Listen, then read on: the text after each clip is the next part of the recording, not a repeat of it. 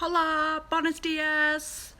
Hi everyone, Nicole here. It's my last day in Lake Atitlan on the shores of this amazing volcanic lake, and the spiritual connection to the earth is just quite profound, quite amazing. So I'm going to take a couple of minutes actually just to share some of my personal blog, I guess, or insights around how I've kind of approached being a yoga teacher in a foreign land, with the expectations, I guess, subtly that I've been placing upon myself, which is probably a little bit about fear and lack thinking coming into some of how I've felt in terms of being swept up with some sensations of not being good enough. But that aside, it's a really, really special day here today. So I am celebrating with my beautiful husband his 50th rotation around the sun, so it's birthday. So we've just come back from a swim in Lake Atitlan. So there's this cliff diving platform actually on the shore. I didn't actually take the cliff dive, but Bert did take the plunge, although I swam in the lake for about an hour. So I've kind of got this golden glow happening in terms of a little bit of sun today. So I just thought I'd take an opportunity to connect in with you on a really authentic level. And I want to talk about authenticity as a teacher and authenticity as a student, and how that really, I think, translates into one of the underpinning values of me as a teacher.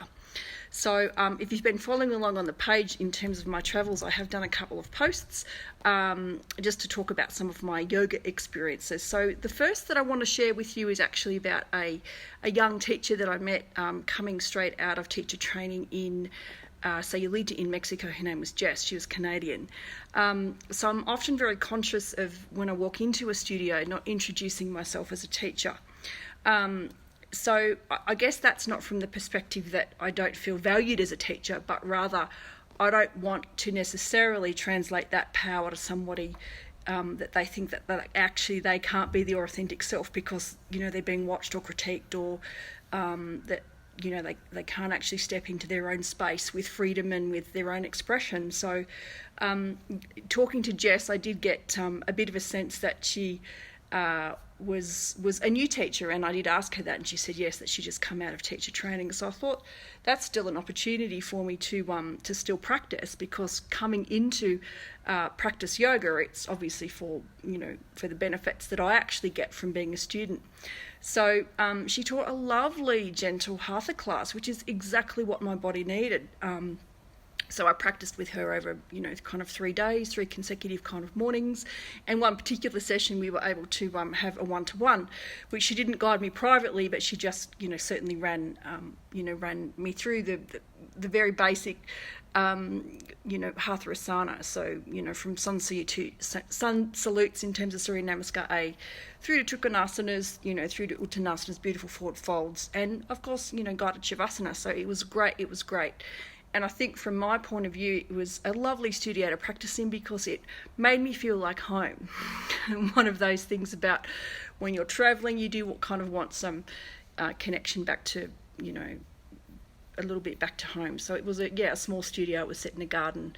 So it was great. So she was really genuine in her desire to want to explore further her teaching. And she was very honest in her appraisal of her own style, which was not to teach vinyasa. So I guess in her own authenticity as a new teacher, she was still exploring what it was that her voice, was, and what her style was. So I thought that was beautiful.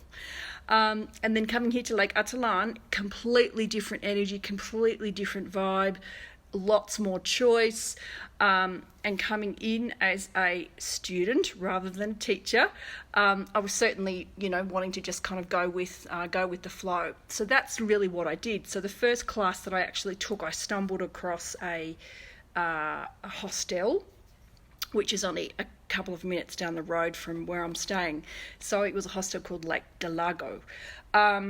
And yoga kind of doesn't get going until about 9 o'clock in the morning here.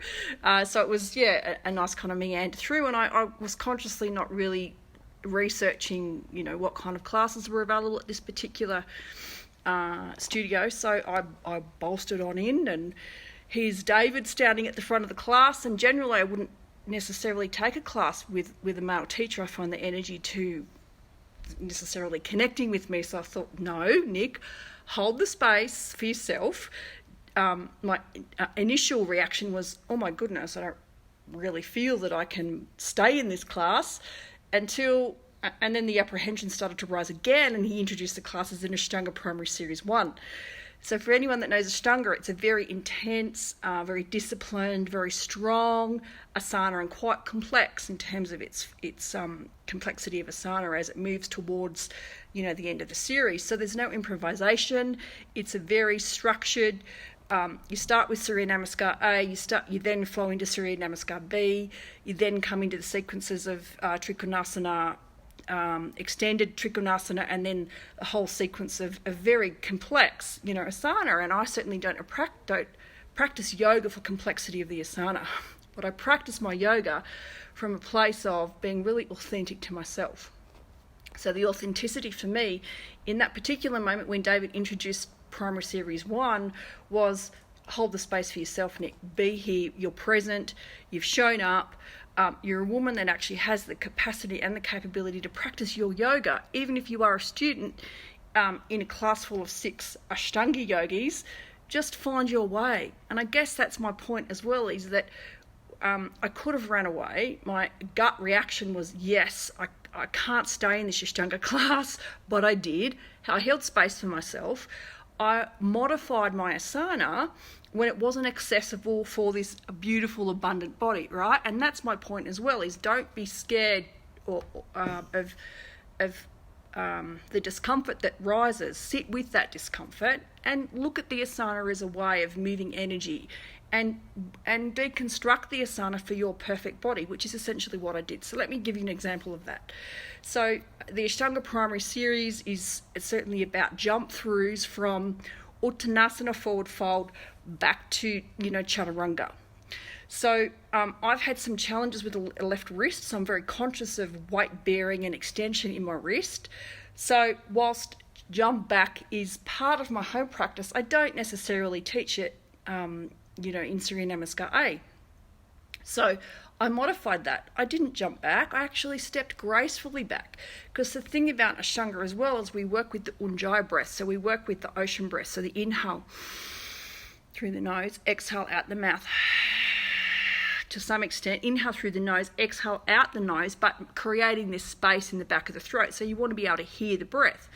And if the breath gets out of control, we're actually not being mindful in the practice, are we? So I didn't want my breath to get out of whack, right? So that's one of the other reasons why I didn't do jump back, because I wanted to maintain a focal point on the breath. And the other thing too is with Ashtanga, we jump forward from Ardha Mukha Svanasana, so downward facing dog. So instead of doing the lunge or the gradual step forward, we lift the hips and we rotate forward and we jump forward in one motion. So that's not accessible to my body. My legs are longer than my arms in terms of space. It is, however, accessible when I have blocks, because I can stack blocks underneath my hands, but blocks weren't available in this class. So I wasn't going to do a half jump through just to prove that I was keeping up.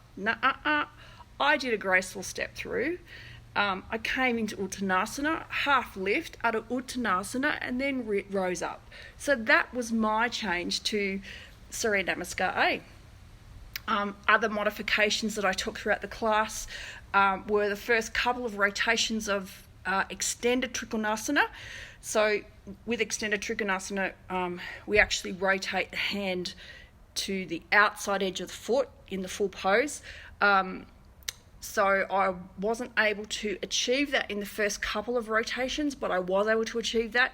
So I just listened to my body. Once the hips warmed up, I was able to shift the hips back and then rotate forward in. So there were a number of modifications that I took. And when I wanted to rest, if I didn't want to take the vinyasa, which was the Surya Namaskar, I just came back to rest in Balasana. So I think they're my insights around the Ashtanga series. It brings you right back to ground zero, right back to bottom. And there was certainly some asana that was like, not taking that, not accessible, and that was okay. And I didn't feel that I had to prove anything to anyone except for myself, holding the space for myself. So I guess that's the authenticity that comes forward as a student. Look, and I guess the other thing about, the Ashtanga series is that I will never be a dynamic vinyasa, teacher, and I will never teach in a way that's too structured or disciplined. I'm more about the freedom and the flow, which is why Ashtanga doesn't, I'm not attracted to that. However, there are beautiful benefits to the Ashtanga practice. I'm in awe of the Ashtanga yogis. They're just phenomenal in terms of their physical capacity. But doesn't mean that I necessarily want to aspire to be, to take that lineage or to take that route, right? But it's still based on Hatha, Patanjali's Hatha Yoga. So we can still obviously get the benefits out of whichever path we take. So that was the Ashtanga class. And David had been teaching Ashtanga primary series for 20 years. He was an American that's living in Guatemala. But there was not a lot of softness to him, right? So anyway, great class though. And then I also took a couple of classes at the second studio that I want to spend a couple of minutes talking about, which was called Hotel La Paz. So Hotel La Paz was the second yoga and meditation studio or retreat centre built in Lake Atitlan. And I met the beautiful Benjamin, who is the owner. So Benjamin is an ex-New Yorker. He's an ex-fashion designer that came to the part of Guatemala after doing some travel in India. Actually, he was talking to me about his guru, who I have a sense was Ram Das. Actually, didn't quite get that out of him. Didn't have enough time, but he was just this angelic, man that kind of, when you meet these people that just glide through life, and certainly very, very capable and very intelligent. I mean, he created this wonderful space. He's a designer, so he has an eye for textile, so you can see kind of the thatched roofing here behind me. I'm sitting actually in the top of the shala, where the top of the casa. Yeah, I know, it's pretty nice. So the studio was kind of built like this, right? So he took me for a walk through the garden, and we had a nice chat, but he wasn't actually the teacher. So I'm getting to the teaching story. So I researched this time the two classes that I wanted to take. One was a Kundalini class, and the other was a class called Shanti Yoga.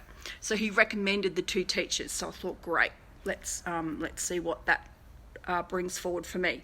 So the first, I actually did a double whammy on Wednesday. So I did 4 hours of yoga on Wednesday. So it was kind of like a mini retreat for me anyway. So Paula, who was a Spanish lady living in Guatemala, had been practicing this particular style of Hatha Yoga, but it's more holistic, so Shanti Yoga. Interesting practice. She had learned it from her teacher that had passed down this lineage from the Himalayas in Nepal.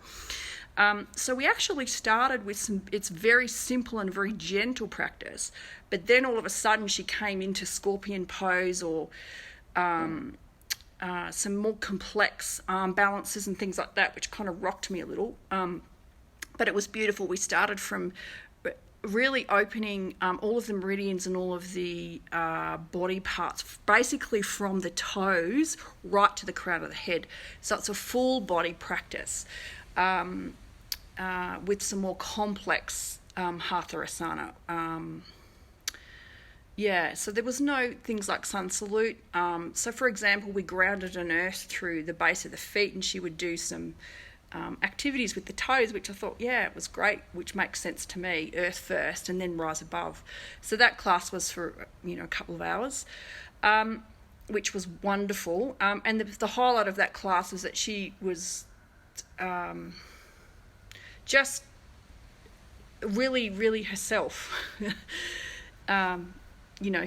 She and not that this place is actually about the globalization of yoga, but it certainly attracts a certain vibe or a certain type. There are a lot of teacher trainings here and a lot of young people, which is not bad by any stretch of the imagination, but that kind of brings a different energy or different dynamic. And she was telling me that the evolution of this town around yoga and spirituality has kind of gone off a little for her. So she's really wanting to teach to authentic students, I guess, is kind of the message that I got from her.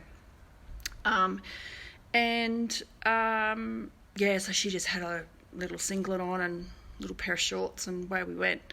None of this fancy, Lululemon tights and, yoga gear. So she was the real deal. And then a Kundalini class. So if anyone knows anything about Kundalini, it's actually about rising the sexual energy, or the opening the chakras. As we know, we have 7 chakras that exist within the body, the energy centers, and we open these energy centers through chant, through kriya. So chant and mudra, so hand gestures.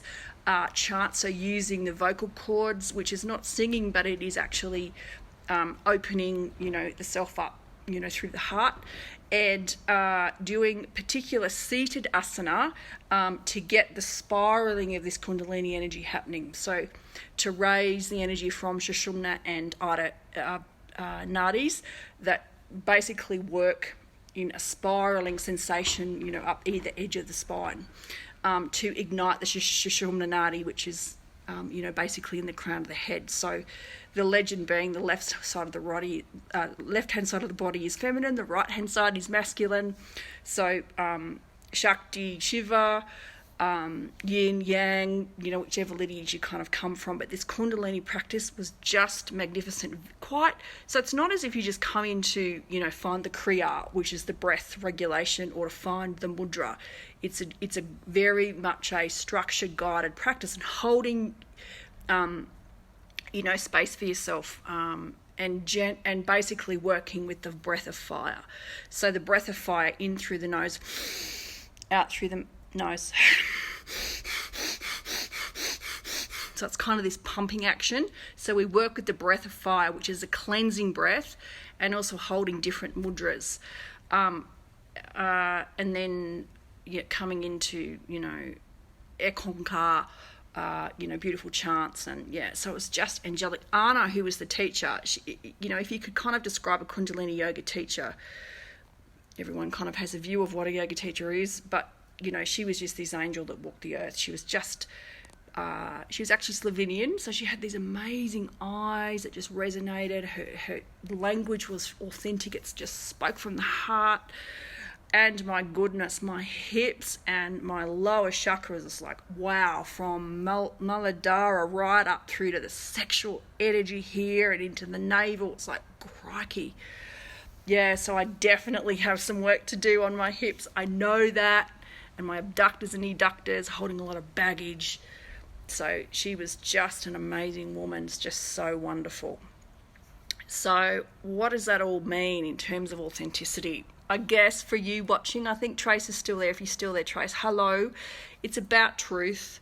So it's about finding your own truth in terms of why it is that you're there, connecting with your authenticity, connecting with why it is that you practice, connecting in with your own needs, rather than letting, the needs of others or the structure of a class kind of take over why it is that you're in a yoga practice.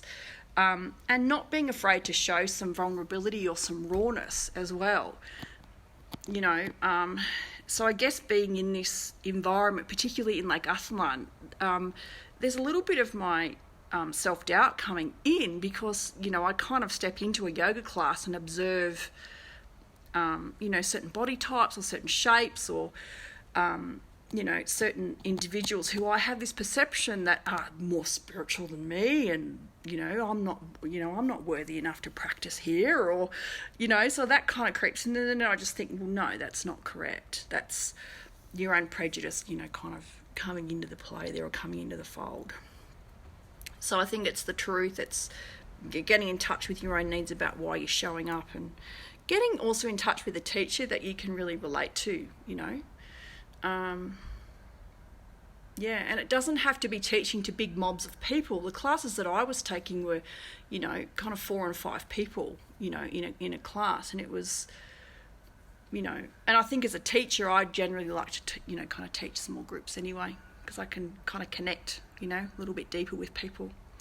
Yeah, so I just want to switch the camera just before I go and show you, if I can, the view. So this space here has actually been my private little yoga studio up in the casa. This is the view here. out of my window. How magnificent is that? I know, pretty lucky. Pretty lucky. Yeah. Oh, and then the other thing too, I guess another highlight for me was, apart from being on holidays for nearly a month, Iquimay, which was ancient Mayan ruins. So we had a visit there, and I was doing some deep, journaling work and some meditation work, before I entered Iquimay, carrying my lodestone with me as well, which is my shaman stones. And I had this immediate sensation when I walked into the compound of, oh my goodness, something dreadful or something really awful has happened in this space. And clearly, obviously, when you're entering ruins or ancient relics, there's obviously some trauma associated with why they're abandoned in the state they're in. But this particular feeling for me was nauseating. So I was really intrigued by that, and it actually brought me to tears. And then as I entered the area, it softened, and, I kind of earthed as well. So I took my shoes off and, got to walk through the relics. And then the most amazing thing happened. I came into the area where the Mayan ancestry tradition was that they were doing their ceremonial blessings. And there were two Mayan families having a private blessing with a shaman. And we were able to observe that. So I sat and held space and sat quietly and set some beautiful intentions to thank Spirit for the opportunity to be present in this ancient land, and really just set some intentions for thanking the earth and thanking the ancestral line, because it's so, so special. And observing, certainly the ritual of release that was happening there for these particular Indigenous families. And then paying gratitude. So I think I was probably there about maybe 20 minutes and paying gratitude, bowed my head, certainly walked back with respect, and obviously, covering shoulders and having, being attired appropriately when you enter those grounds is really important. And I looked up to my left-hand side, and the shaman actually acknowledged me, and he held his hand to his heart and he bowed his head. So I thought that was an absolute moment of connection back to something that's greater than me. And I was very, very humbled by that. I was so grateful to be in that energy. So I know he was using copper, C-O-P-A, which is an ancient smoking ceremony, or copper is the incense of the earth. It was just magnificent. They were using rice. He was also using cacao, candles, lots of flowers, paper, oils. Yeah, so there was lots of things associated with this ritual, but he looked at me and I just kind of knew. So universe was connecting with me on a higher plane that particular day. And then when I walked out, I was feeling a little bit emotional, so I needed to have some time to earth again and sit under a tree, which is what I did. And then I could see these eagles circling in this circular motion. I have never seen so many eagles together in one center before. So that was really, really profound. Deep, yeah, really, really deep for me. It was just so wonderful. So, so wonderful. All right. So I think I've been, rambling on for a few minutes now, so I will just summarise that, my ramblings, which is sometimes what I do, which is authenticity. So showing up to a yoga class with real intention and being in touch with what that intention is, and not being afraid to share that with the teacher, in terms of what it is that you're wanting to get out of the practice, but being really truthful. So if you're not being truthful with the practice, then it's not authentic. Don't let the asana or the fear of posture overwhelm you, because a good teacher is going to be able to guide the practice and guide your beautiful body. And if you come from a place of feeling, the asana is not going to be scary, because you will feel first, and then you'll be able to slide in and go a little deeper, or pull back, or And if you're not breathing correctly as well in the practice, then it's just exercise. Anyone can go and take exercise, right? Walk up a hill.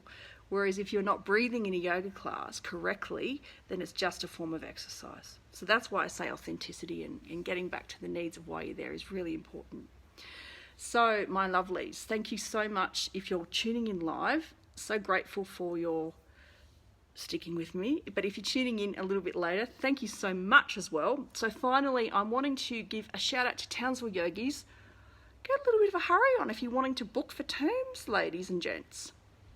Terms are open for bookings. So they're a compressed schedule for this next month, only running for 3 weeks at Balgowlah Beach and 4 weeks at the Blue Water Studio because of the Pineapple Festival in Balgowlah Beach and because of my upcoming international yoga retreat in Bali. So I've compressed the schedule for Blue Water for 4 weeks. So in summary, Saturday the 7th, 8 o'clock and 10:30, so 8 a.m. Blue Water, 10:30 at Balgowlah Beach, and then the new Balgowlah Beach class, subject to numbers, is 9:30 a.m. on Monday. And then the Tuesday Yin Yoga as well, which starts on the 9th. So I think that's the right date. So anyway, Saturday the 7th of September, which is next week, so you've only got a week.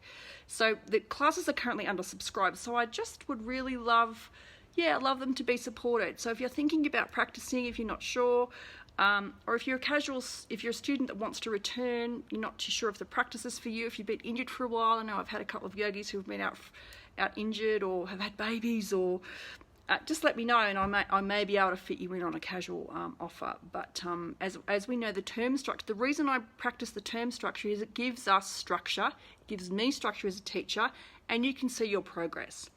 I know that some students can't make every single class, but generally what I would do is I would offer you, makeup classes, or I may offer you extra little bits and pieces on the side that are value creation for you, okay? So it all works out, kind of in the wash.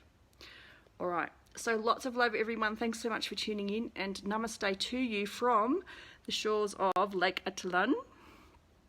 Current view.